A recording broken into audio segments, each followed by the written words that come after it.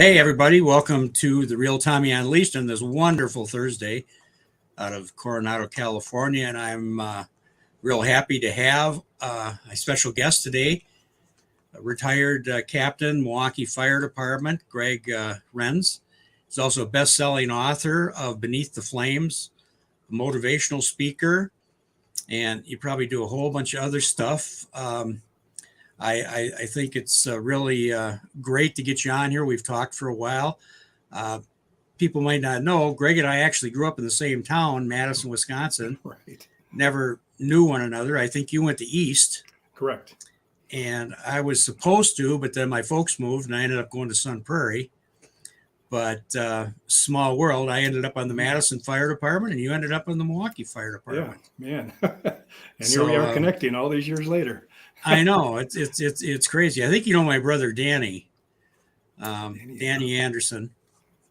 At least he talks about you. So okay. So maybe he knows of you. Okay, and I probably know him as I'm getting older. He's not as good looking as I am, but that's his issue. There it is. Yeah. No, I'm sure I know Danny. It's over the years. It's like the names fade, but the faces stay. So I'm sure. Yeah. One of those things. Yeah, that's the way it is. But Greg, I'm glad you're on the show today, and tell our listeners and viewers a little bit about yourself. Sure. I'd like to know why you got into firefighting and why you decided to write your book and what you're doing. Okay, so I went to the University of Wisconsin in Madison for 4 years, and thought I'd like to be a doctor. So I applied to med school, and I didn't get in. And it turned out that some of the things that you think you really want turn out to be the blessings when you don't get them, because I knocked around at quite a few different jobs before finding the fire department. And, I graduated from UW-Madison and really didn't know what I wanted to do at that point. So I had some relatives in Milwaukee who suggested that, the Milwaukee Fire Department is hiring. Maybe you'd be interested in something like that. Now, I had never, ever considered being a firefighter. This was just, okay, sounds like a job. So I went down there and went through the testing, which I think there were 3,500 applicants. And I was told, your chances of getting on are slim. Thankfully, I got on. And when I started finding out more and more about the fire service, I fell in love. I mean, I found my passion. I can't say I loved every minute on the job, because there were plenty of times on the job where I'm like going, what the hell are you doing here? Exactly. but taken as a whole, I mean, it was phenomenal. So, I spent 28 years in Milwaukee, when I retired as a captain. And so, when I retired, it was like, what, I need to find something to do with my life. And I was an avid reader. I mean, I loved reading. And, I had all these stories from working, especially in the inner city. It's kind of a unique setting. Most people really don't know what the inner city of Milwaukee is like. All they know is what they read in the newspapers and see on television. And it's much more complex than that. And so I had all these stories, worked with really colorful characters. And Tom, that it's like the fire service attracts very colorful people. Absolutely. and some of these people, when I say colorful, I'm probably being really, really kind, because I don't know if some of us should be out in public, really. But by the same token, these are the same people you want crawling into a burning building to save your We don't all look like Kurt Russell. And isn't that the truth? Yeah. Oh gosh. So I had all that, and so I had story, character, unique setting, and I thought, maybe I'd like to write my own novel. How hard could it be? It's really hard. It's very hard. Yeah, you know yourself, right? So I was smart enough to start taking courses through UW-Madison. And in taking those courses, the first courses in creative writing, and the first courses I took, I realized I knew nothing about creative writing. Now, as a captain and writing fire reports and EMS reports, they're really not supposed to be creative, and they're not really supposed to be fictionalized. So quite a difference in creative writing and writing novels than writing reports. So first assignments I got back were all marked up and read. Yeah, Greg, you really need to work on your grammar, punctuation, syntax, your point of views all over the place. But keep writing. These stories are amazing. And so I had the right mentors at the right time. And I was so fortunate because it could have been very easy to get frustrated because writing is pretty damn frustrating. And they gave me enough encouragement where I realized how much work I had to do to learn the craft and to write a novel that would resonate without just totally destroying my confidence where I just said, I can't do this. So I was so fortunate. Went through a bunch of different mentors at UW. And so I worked with, them, and I went to conferences, workshops around the country. I studied with Robert Olin Butler down in Florida. He's a Pulitzer Prize winner. And he gave me some of the best validation. Oh, man, I was down there. They had some agents, New York agents and editors down there. And they were telling me how much I needed to really change the story up for them to be able to sell it commercially. And what they were telling me was like, I don't know if by that time I had worked on a novel for close to 10 years. It had gone through 4 professional editors and, I paid a lot of money for these folks. And at this point, my mentors were saying, it's ready for prime time. You got to get it out there. So talking with Robert Olin Butler, he said, I know what some of those agents are telling you over there to do with your story. He said, I don't want you to do that. He said, I can tell you're writing from way inside in here. He calls it the white hot center, and you can see the emotion on the page. And he said, don't let them shake you off of that. And so later on, when I got offers of representation from a couple of New York agents, they wanted me to really gut the story, make it more commercial. I mean, it's still a commercial thriller, suspense type novel. But the stuff they wanted me to cut was really the stuff that made the story so emotional. The story that focused around like the family relationships on young Mitch is the protagonist. He's a young farmer and volunteer firefighter, and a horrible thing happens and he ends up in the inner city of Milwaukee, kind of the hero's journey. And they wanted me to get rid of all the rural aspects of the story and just plop my protagonist, Mitch, right in the firehouse. And I thought, well, you really get rid of the hero's journey by doing that, and you don't really dive into Mitch's character deep enough by doing that. And so after talking with Robert Olin Butler and him encouraged me, I turned down a couple of big time agents that sold quite a few 6-figure deals, and some of my writer friends, are you crazy? But I couldn't do it. I simply couldn't write the book they wanted me to write. I do have another book maybe that they might like, but that's another story. So, right. so the book came out and did really well. And the interesting thing is, with all the talks I did, around the Midwest, and the people who had read the book, the very things that they loved the most were the things that the agents wanted me to get rid of. And I thought, oh man. So, and the book went on to win a bunch of awards, which was kind of nice. It won a couple of international book awards, the Midwest Book Award and the Debut Novel of the Year Award. And those were all nice. But what really validated writing this story the way it had to be written were the first responders contacted me. Because exactly the story really, it deals with PTSD, and it's not the main theme of the story, but you get up close and personal with how our job affects people. So I had people, first responders, coming up and just thank me, saying, thank you for writing a story that shows people what our job is really like. Not the excitement of jumping on a fire truck and racing to an alarm and putting out fires, but the trauma we see on a daily basis, that, some of the just horrific things that we're involved in and how it affects us on an emotional level. And one of the things I like to point out is that most people, when they dial 911, and this is the worst day in their life. And absolutely, for us working in the inner city, some days we might respond to 4, 5, 6 of these, major calls where people are losing relatives, heart attacks, their house burning down, major car accidents. And that's on top of another 20 just runs that aren't that critical. So it's a busy area. And when you're dealing with those events, especially as an officer, you're making those split-second decisions with very little amounts of information. And it's very chaotic. The emotions are way up here. And now you have to process all of that. And if you make a wrong decision because you didn't have much information, you have to deal with that. So I couldn't tell you how many firefighters and first responders have started sharing their stories after reading my book, saying, yeah, your book really opened my eyes that how necessary it is for us to talk about these things. Absolutely. Many of them were saying that, this was 20 years ago. I've never talked about it. If we talk about it at all back in the days when we were on, you used a lot of dark humor, and absolutely. And some of that the public would not want to hear some of that because it's pretty raw. And so unless you've been there, you just can't realize and how therapeutic it actually is for us. Absolutely. Yeah. I mean, you have to vent somehow. And yes. So, I mean, one fella said, you know what, we were chatting and over a few beers, and he said, I haven't slept through the night in 20 years. He says, I wake up every night in a cold sweat with my heart pounding. And he talked about the incident that he was involved in. Just can't get it out of his head. Mm-hmm.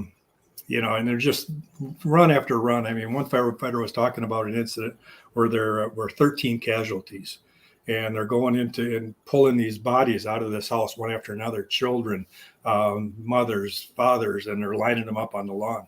He said, I can't get that vision out of my head. He said, I see them laying on the lawn and people trying to tend to them, but they were all gone. Mm-hmm. He said, it's just, it weighs on him. And what's kind of nice was that many of these people realized it was time to talk about it and possibly get some help. And I know I had one firefighter come up after a talk, and everybody was gone, and I could see the pain in his eyes. And he said, that stuff you were talking about, that PTSD, he says, I'm dealing with that. And I don't know what to do about it, because if I go for help, my crew's not going to trust me anymore. And I said, well, I'm not a therapist, but, tell me about it. So he shared his story, and he had some dark stories to tell. And he talked for 45 minutes. I just listened and kind of nodded and validated what he was saying.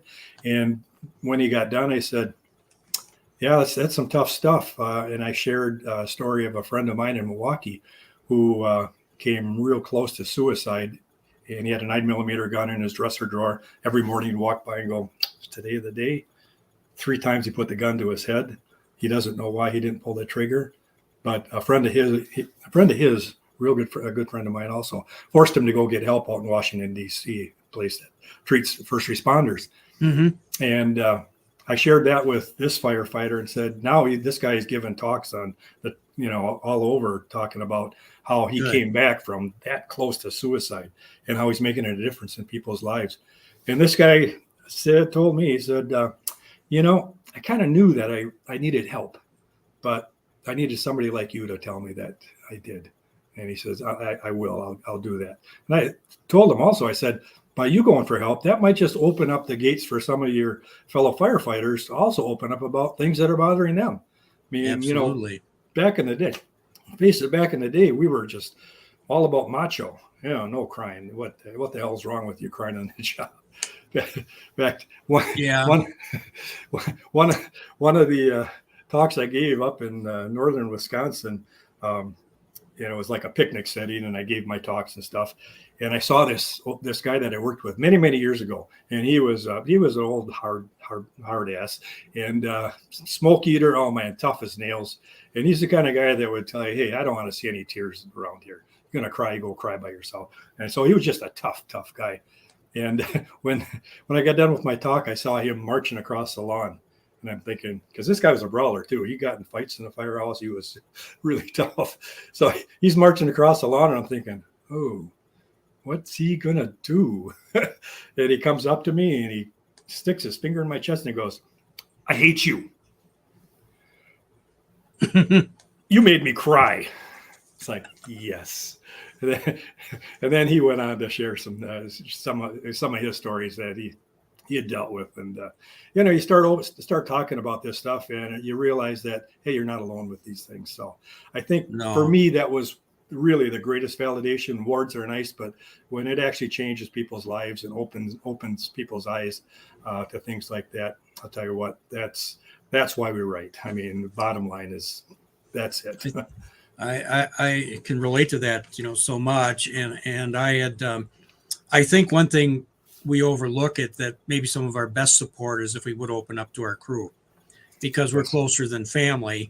Right. And when we did have those discussions, it was surprising how many people had the same thoughts. Yes. Mm-hmm. And I can remember that, we had they had to start going through this critical incident stress debriefings and stuff. Right. And I can remember one we had at 1 a.m. They called all our crews that were on this one call to go in and have this at the training center.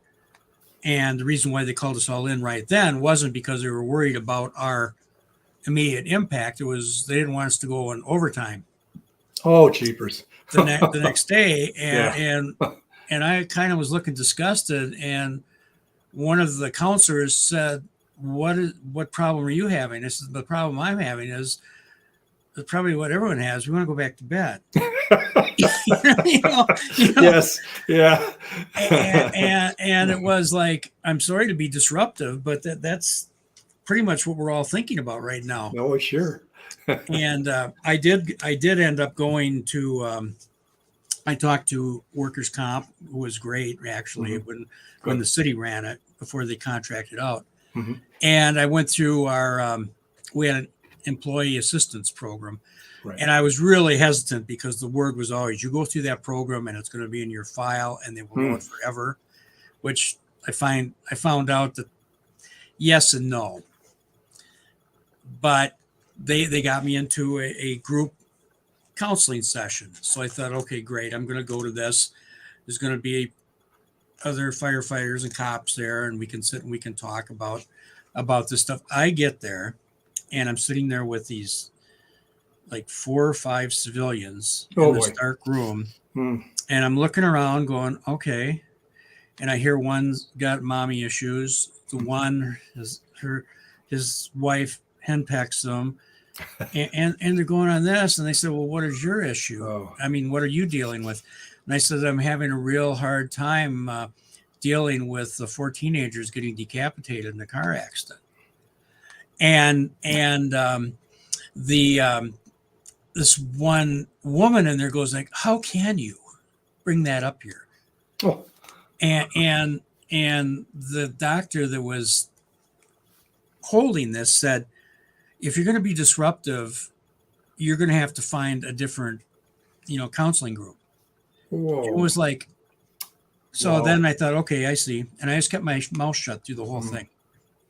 And I didn't really say anything through the whole thing because I saw where it was going. I honestly thought we were going to have a peer program. And then at that time, I realized we didn't have a peer program. None whatsoever. And that's something, Milwaukee's moved into. They realized the importance of the peer counselors. And my friend who I talked about, who came close to suicide, that's what saved him was peer counseling because we understand each other. And a civilian or even a therapist who doesn't have a background in this is not going to, I don't think is going to be of much help because you're not going to feel like opening up to somebody that doesn't understand the depth of what we deal with. And no, we're really guarded, yes. and we build a wall up around ourselves and we only feel safe with people we work with. Right. Mm-hmm. And that's, of all things I miss from the job, I miss the brotherhood.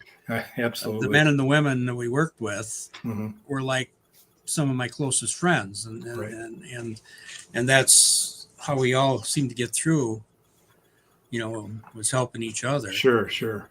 But it's funny that when you talked about writing your book and what you were going through, which is, oh my God, so true. With anybody that writes you, they want you to be in this boilerplate. Mm-hmm. Yep. And I wrote a spec script for a TV it was a firefighting one for half an hour. And it was, I based it off of Madison. You're right where Oh, sure. Yeah. And I created the characters out of the characters that I knew. Right. Which some were very colorful. Yes. But the opening one I did, it showed it was a total boring day. And a new rookie had come in from the academy and, we signed him all the rookie duties and he's got to do, he does watch in the watch room and,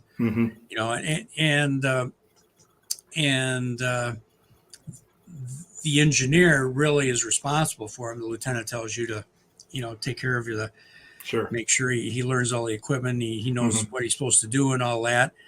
And, I wrote in there that, the engineer comes into the watchroom to check on him, sees his feet up on the desk watching TV, and jumps on him about it. Sure. Says, you haven't earned the right yet to watch TV. And let alone put your feet up on the, Yeah. that stuff. Oh yeah. And the whole thing was, and then I had banter between the lieutenant and the engineer, about, well, we haven't turned a wheel all day. We're getting a snowstorm. We're going to have to get the chains on, do all that kind of stuff, mundane stuff. But then you get the big one that hits at 2 a.m, and that's when all the action has. And then they came on and said, this is too boring. Oh gosh. And I said, this is how some days go. Yes. And then all of a sudden, the shit hits the fan, and we actually had fire injuries and things like that from this multi-alarm fire. Sure. And I said I was showing the actual day. Right. You don't go from one emergency to another. No. Another emergency. I mean, it was funny. I was at this event, and there's a bunch of LAPD people, cops there, and they knew I was a retired firefighter, and they were asking me about Chicago fire, obviously. Right. And they said, how real is Chicago fire? And I said, well, there's a fire station, there's fire trucks. And I said, how real are half the cop shows you watch? And they just all laughed. Right. I said, there's more sex and relationships going on in that show in a fire station than I've probably had in my entire life.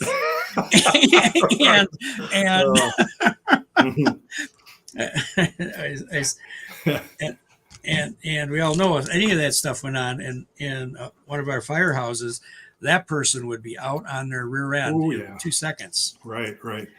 Yeah, it's when you talk about the authenticity of that, and that's in my novel.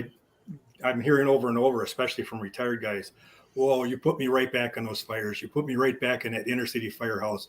And that's kind of one of those rewarding things. You go, okay, I wrote that well enough where it pulled you back in. But it was interesting. I got an email from a reader who had been to one of my talks and said, oh, I just loved your talk, but I was so disappointed in your book. It's like, oh, she said, the way those firefighters acted and the way they talked, to me, it was just disgusting. And so she went on, and so I wrote her back, and I said, well, I can assure you. Oh yeah, she added. She said, my son is a captain on the Boston Fire Department, and I asked him about that. If his people act like that, talk like that, and he assured me that they do not act like that or talk like that. And so one thing I knew for sure was that her son was a liar. But I was going to say the guys on Boston Fire I know. No. So, but it was kind of funny. I mean, that was the one negative I got. That's funny. Yeah, it is funny. And I told her, I said that I'm sorry you were offended, but I can assure you this is very authentic. This is right out of the firehouse. This takes you behind the doors of an inner city firehouse, and you're going to see pranks that are just going to blow your mind, because back in those days, I mean, the hazing and the pranks and stuff that got pulled, many of them were very ingenious. I mean, today you'd be fired for many of those things. We came up. I know we came up with some awful, amazing things. And my buddy, Lieutenant Mike, you're listening. I'm sorry I locked you out of the fire station naked. Oh, no. Oh, boy. Well, one of the scenes, an incident on a Milwaukee Fire Department, it was so good, I had to put it in the book. And what it was you know how competitive we are at fires, knocking each other off the hose. We want to be the first one in. And so this one company kind of stole the fire from another inner city company.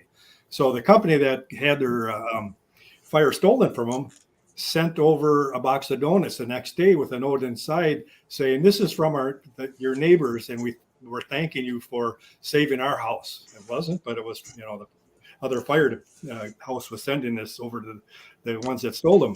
And so later that afternoon, the battalion chief brought the mail, and in the mail was an 8x10 photo of the guys from the firehouse who sent the donuts over, bent over with donuts sticking out of their butts, saying, "Hope you enjoy."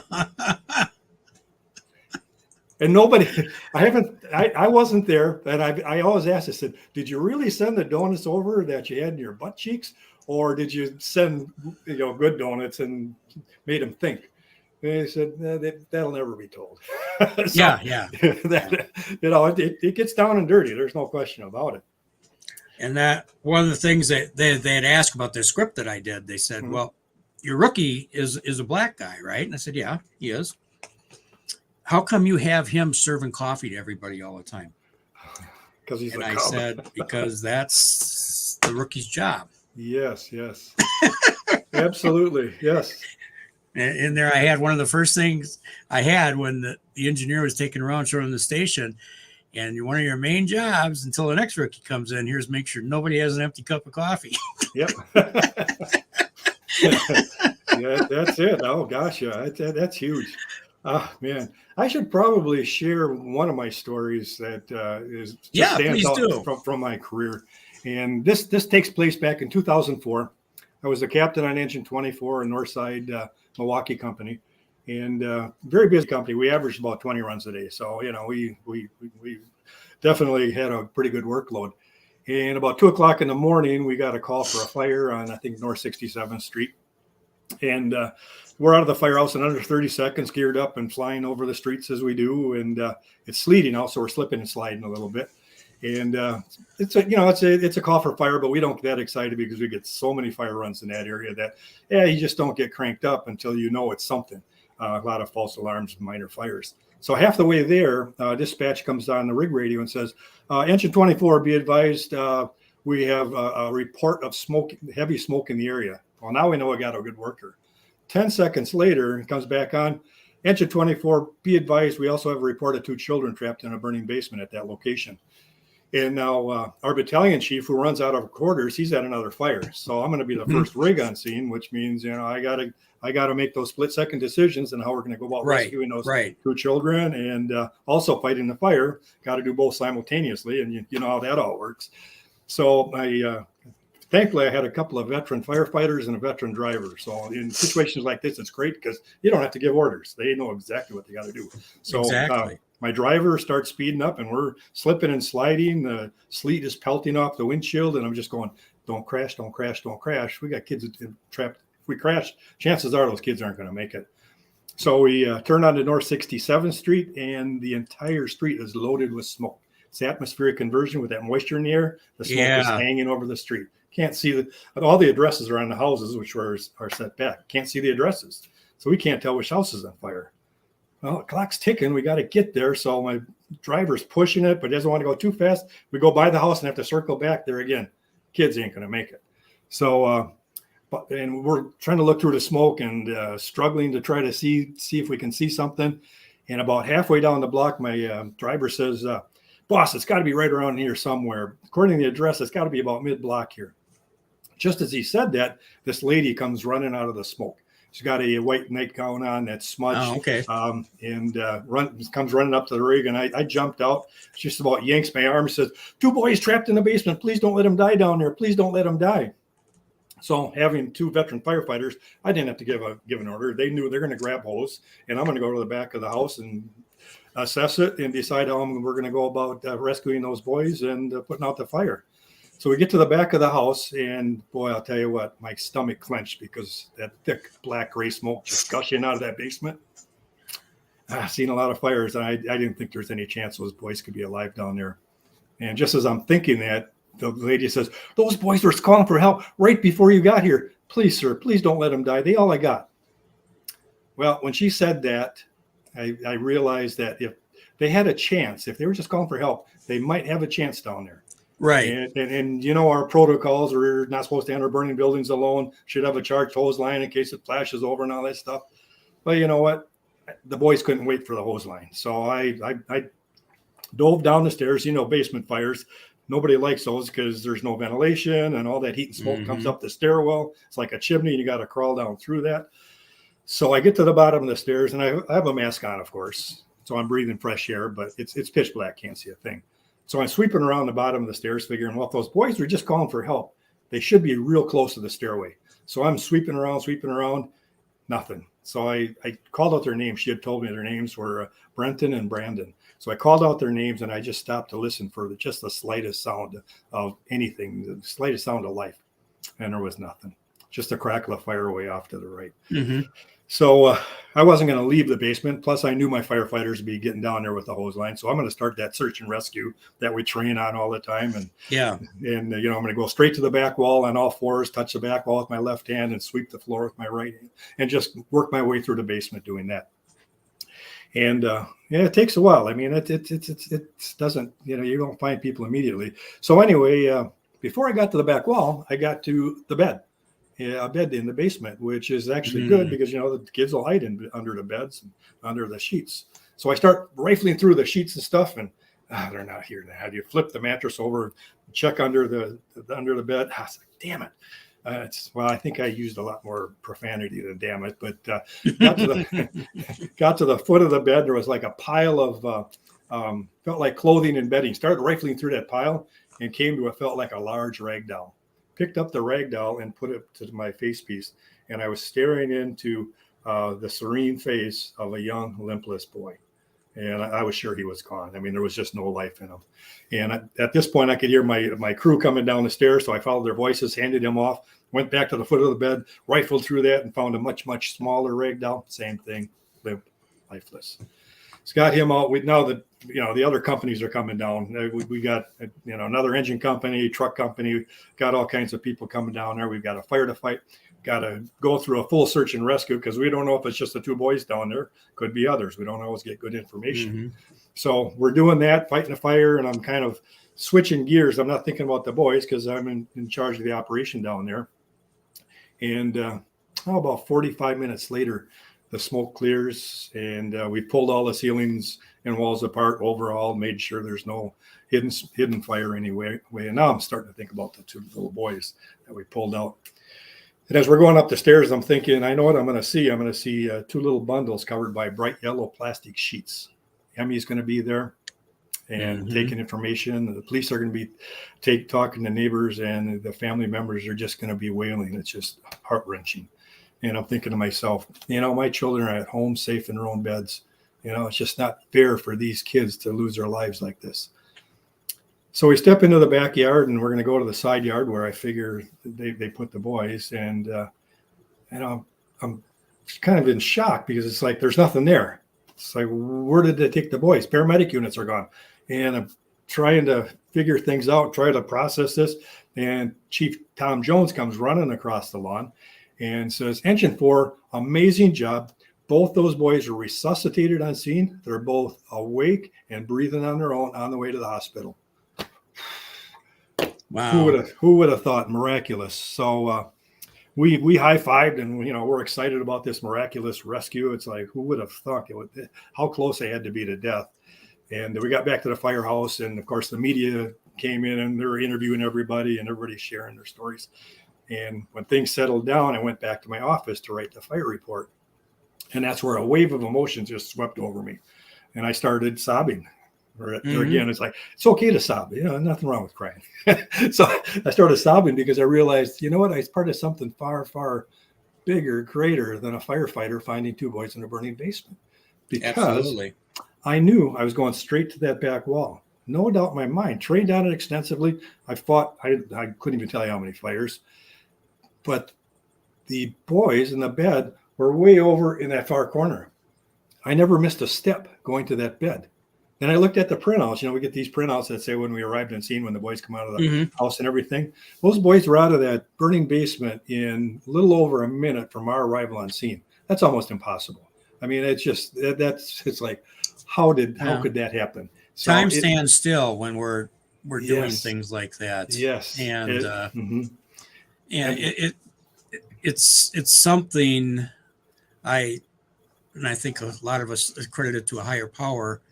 We get a feeling to turn right instead of left. Yes. Boy, you hear that story a lot over of things and over like again. that. It's like, why did you do that? And I don't know. Something just told me to. And I know You know, people who saved their own lives in horrible fires. Where if they would have exactly. turned one direction, they'd be dead. They would not have made it out. And to this day, they still, I don't know, but it's something you have. But I should give you the denouement to this story. Okay. So, it's like with that amount of smoke and carbon monoxide, the chances of them having brain damage and have cognitive issues was pretty great. So I worried about that over the next couple of weeks. And 2 days before Christmas, I was at the firehouse with the rest of the crew who were present that day. And, I thought about the boys and just hoped we didn't save them and put them in a nursing home. And so as we're chatting or giving each other the needle, I heard this ruckus coming from way down at the end of the hallway, and turned around, and there was two bright lights coming up the hallway, and there were television camera lights. And in front of those two white lights was the silhouette of two little boys running down the hallway. Oh, that's cool. The chief stopped him at the door and he said, "Boys, these are the men who saved your life in that fire that night." And I looked at him, I saw the vibrancy, and it's like, yeah, there was no brain damage. The way they're moving, the brightness in their eyes, it's like, yeah, they're just fine. And then he pointed at me and he said, "And this is the man who found you in the burning basement." So the older one, I think he was around 7, 8 years old, came up and real shy, kind of said, "Thank you for saving my life." And his little brother, about 4 years old, kind of nudges him with his elbow, steps up and looks up at me. I'm sitting on the wooden bench at the table and just gives me a nod like this. And I look down at him because I got a knot in my throat. I can't talk. And I'm looking down at him and I'm nodding at him. So we had a great time telling stories about the day. We had bought him Christmas presents since it was 2 days before Christmas. Nice. They lost their house. Well, the house wasn't totally burned. We did save the house. It was just a basement fire. And did all that stuff. And when they were getting ready to leave, the mom came up and told me, "You know what? That's the best Christmas present I'll ever get. Thank you, thank you, thank you. I can't thank you enough. Thank you." And every time I tell a story, that's why I want to tell a story, because I get to hear those words in my head again. Definitely. And I think it was about a year and a half ago. So I've been telling this story at book talks and stuff because people seem to really enjoy it. And everybody always asks, "Whatever happened to those two boys?" It's like, I don't know. We don't usually follow up on our patients. But about a year and a half ago, I got a hold of the mom on Facebook, sent her a private message, said, "Yeah, I'm the firefighter who found your two boys in that burning basement. And I'm just wondering, after all these years, how they're doing." This was back in 2004. I said, "The oldest one's grown, living in Texas, doing wonderful. The younger boy is a senior at Homestead High School, which is north of Milwaukee, doing great, getting great." And it's like, then she sent me pictures of the two boys grown with her. And I've got pictures of when the two boys, when they came to visit us at the firehouse. And there's actually a YouTube video when they come to visit us, and a little bit of the fire nice. under. If you just look up Greg Renz Engine 24, you can see a video and you actually see the boys and the mom and everything. So with all of that, the one thing I also got to point out was that this wasn't one firefighter making a rescue, and you know that very well. This was all the resources of the Milwaukee Fire Department together with a great dispatcher, veteran firefighters, paramedics who can work under the most extreme circumstances, being able to resuscitate those boys. And I should mention the battalion chief, who actually showed up on scene about the same time, or just a touch before I did. So he was also at the back of the house when all this was going on, but through the chaos, all I heard was the mom screaming that her boys were in the basement. So he, this chief took over command of the fire ground, which was great. And he could have ordered me not to go in that basement because, that's protocol. But he, it's like he didn't even question it. He just said, "Go." So anyway, that's my story. I love to share, and it's great to share it because it's fun for me to go through, relive that experience. It's a great story.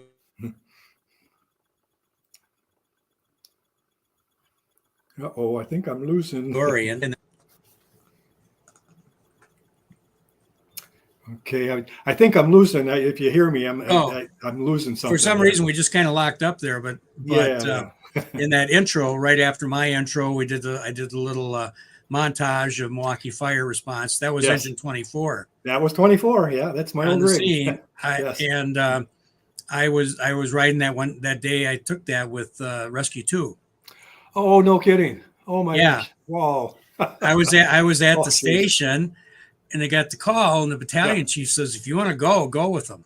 Oh man. Oh, that's very cool.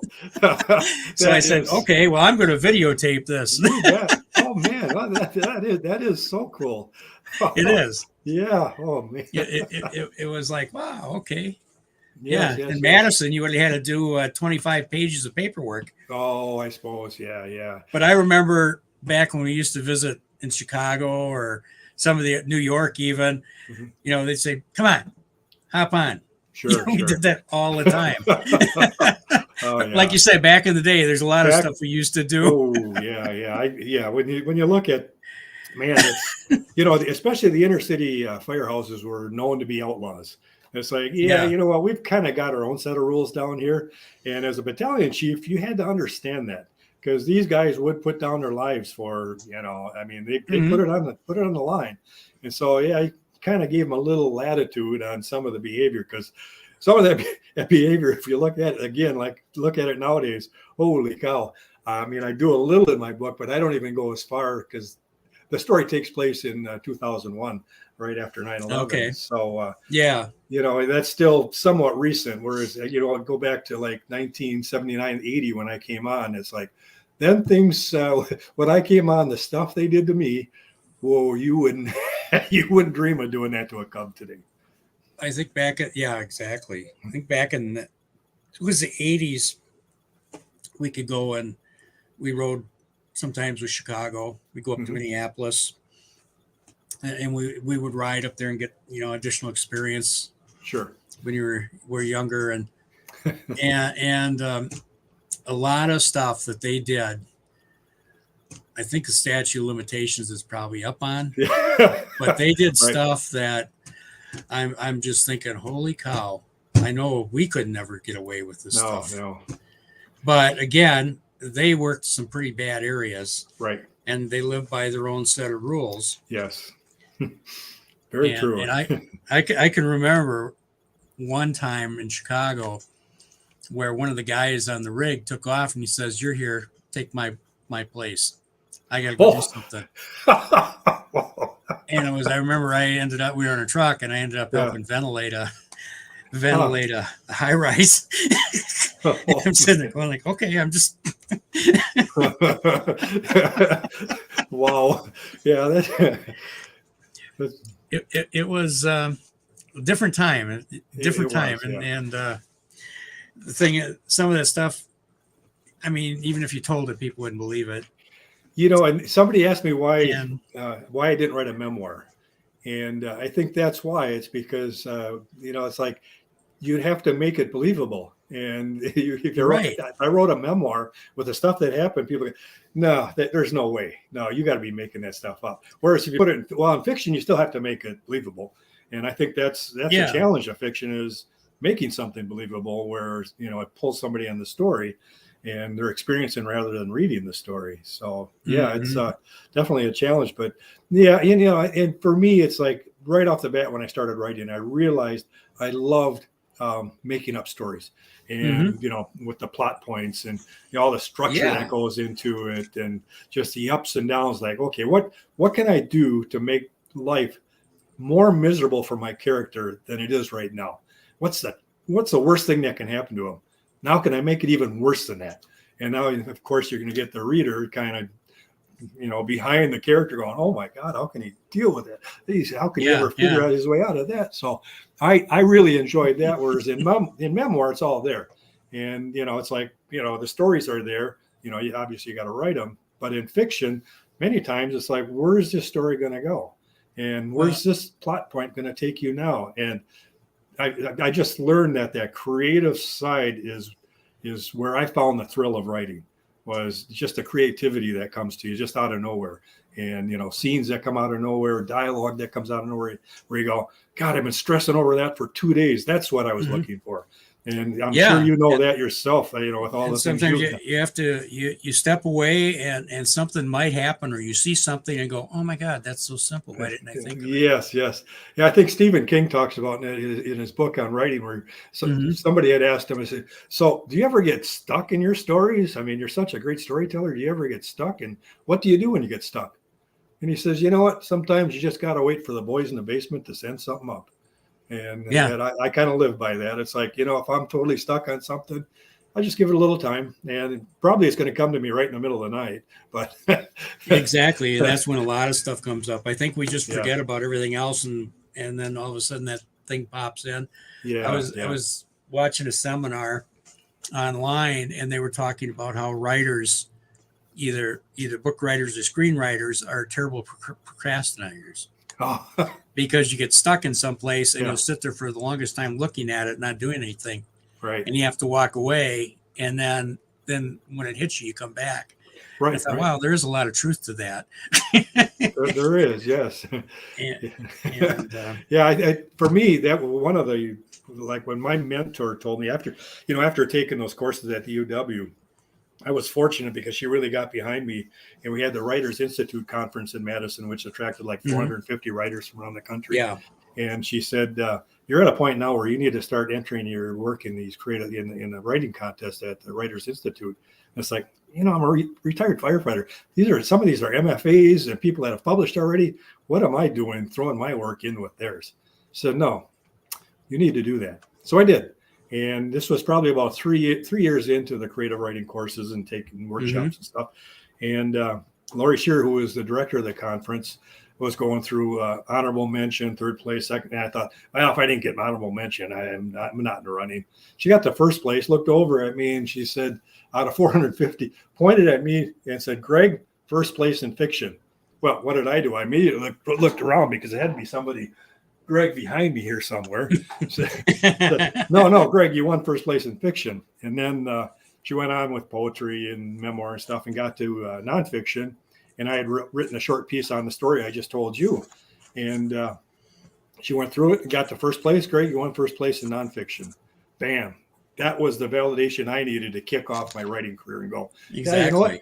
You can do that, which I think we need that at some point where you go, I can do it, because it's probably one of the most frustrating things I've ever done in my life, because sometimes what goes on the page isn't anywhere near what's up here. And it's like, God, you call yourself a writer and you write that kind of crap. What the heck? But we all go through that. Oh, absolutely. I mean, I've talked to a friend of mine that just sold a huge book, and she worked a year she had a 2-book deal. And I mean, she's got like, I don't think 18,000 reviews on Amazon. I don't know how many books she sold, and she got a 2-book deal, worked a year on the second book and had to put it away and said, it's just not working. And that's somebody that taught creative writing for 15 years, or has published, I don't know how many books. And I thought, okay, if you can get stuck on that, it's like, what am I feeling sorry for myself if I get stuck on a scene? My goodness. But it as you say, doesn't matter who it is. It happens to everybody. And I think the people I worked with over the years in the conferences and workshops, the ones who had the most confidence in their work probably shouldn't have. And the people that questioned themselves the most were some of the most gifted writers I worked with. And I must be okay, because I sure beat myself up. I think it's a certain tenacity, and we get that from public safety or Yes. military or whatever, is that we don't give up. Right. And we always look for, like you're in a rescue, you always look for a different path if one doesn't work. Yes. And so you do that in writing too. And I see a lot of first-time writers who fall to the wayside because they can't get over that. Right. And whenever I talk to especially high school kids about writing, I just say, you have to have a thick skin. Oh yeah. And people, when they critique you, they're not doing it to be mean. They want Right. you to be the best you can be. Right. And sometimes it bothers you because you create these characters and they become real to you. And if somebody sees a flaw in it, all of a sudden it's oh, how can you see a flaw in this person? But then when you sit back and you actually think about it and you look at it and you go, you're right. Yes. There was that. I don't know if I'll ever write a book again. I've got 2 down and I just co-authored a third. Oh.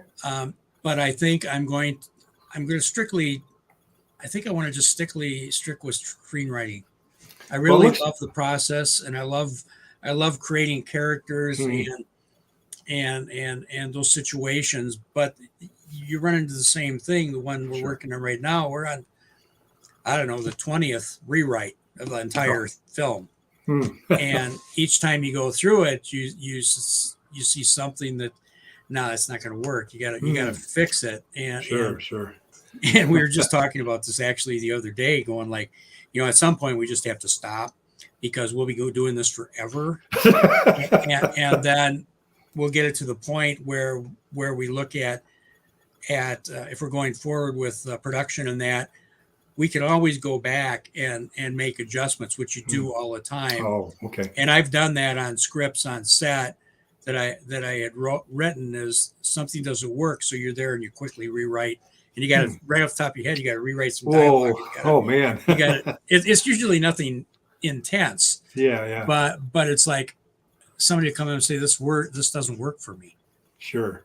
And I don't feel it. So, okay, well, let me write, what do you feel? And then I'll rewrite something and give it to them. Sure. The process is very much the same. The format's a lot different.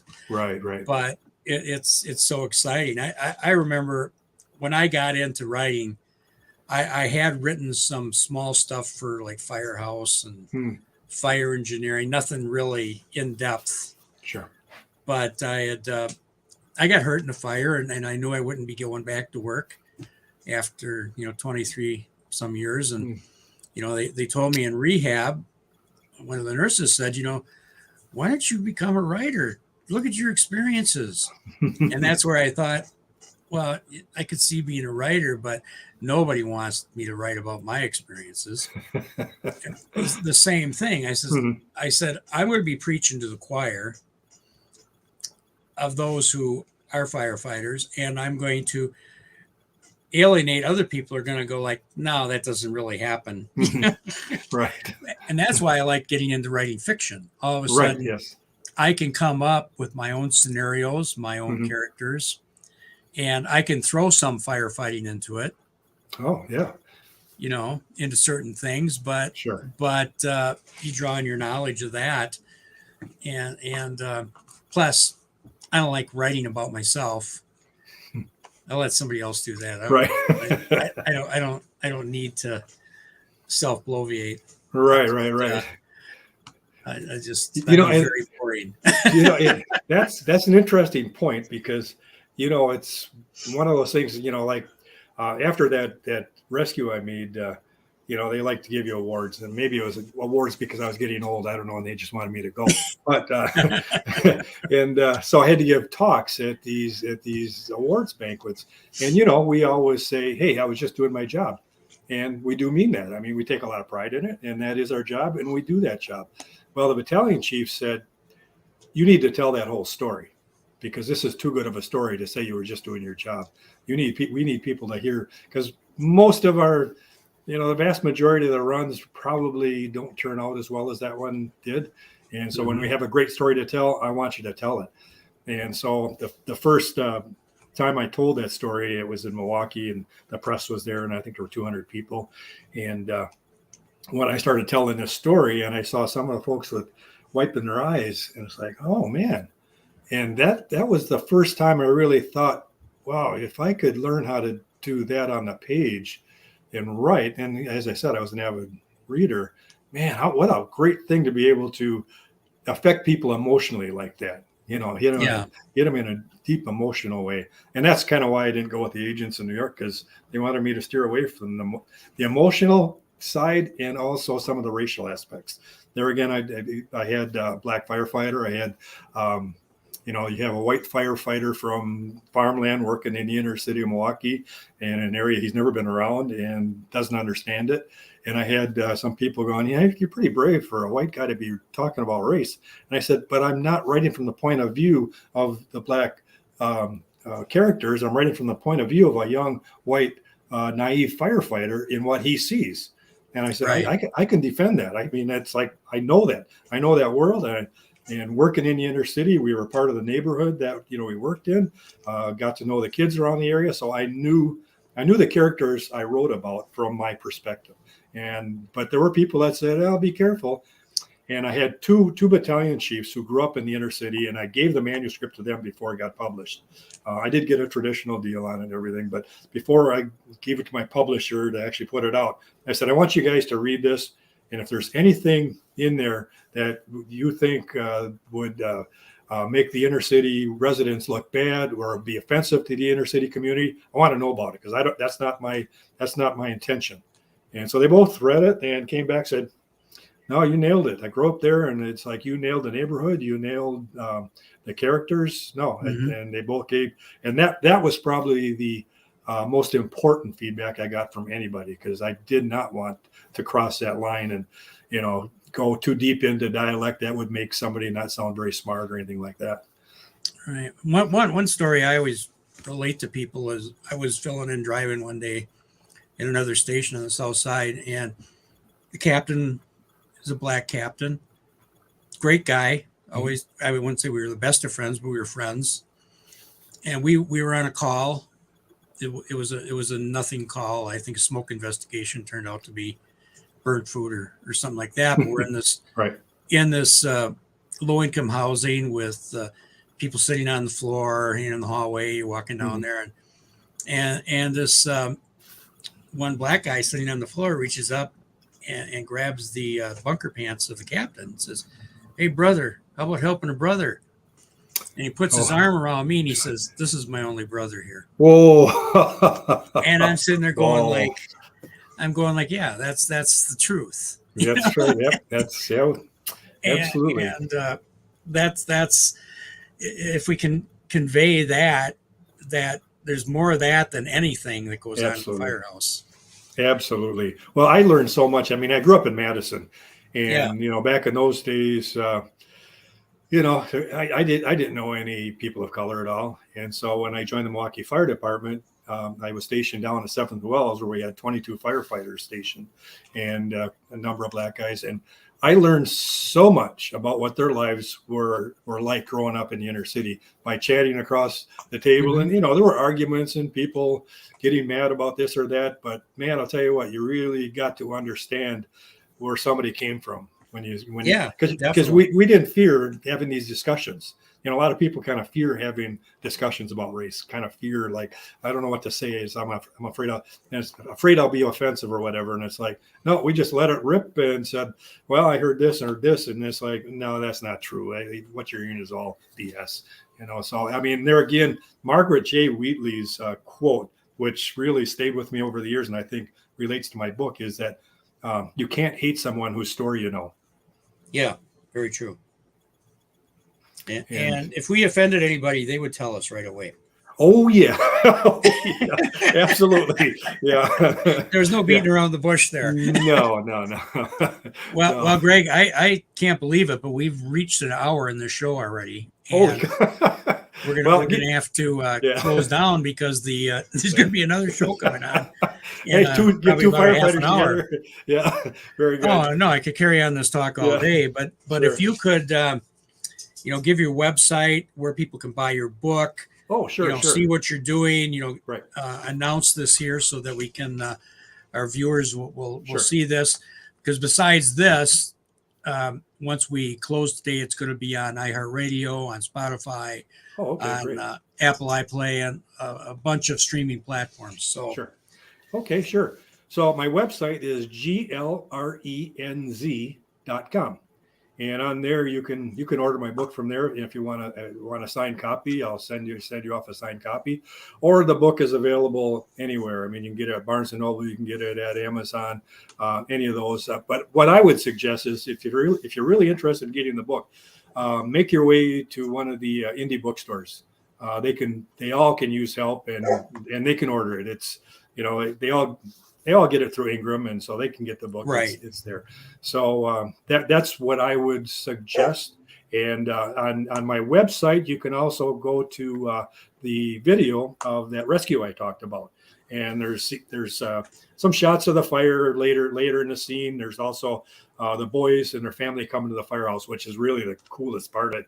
And you get to see the boys and hear them talk and the family members, and you get to meet the other firefighters who were at the scene. So it's pretty cool. It's on YouTube also, but if you go to my website, you can get the YouTube video there.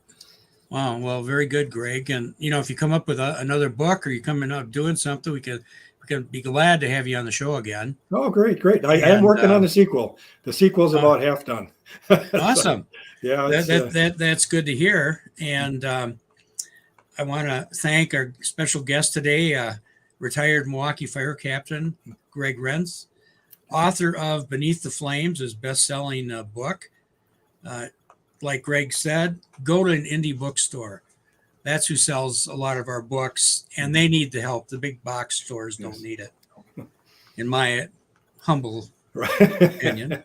But thanks for tuning in to Real Tommy Unleashed today at the Attorney King Studios in Coronado, California. And with that, Greg, you have a blessed day. Okay. Nice to have you on. And it's great fun. Once those links come out, I will send them to you so you could share it. Okay, we'll do.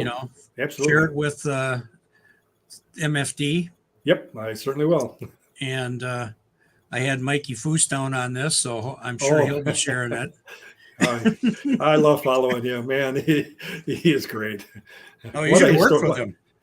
You worked with? Oh my gosh, what a historian, though! My gosh, the stuff he posts.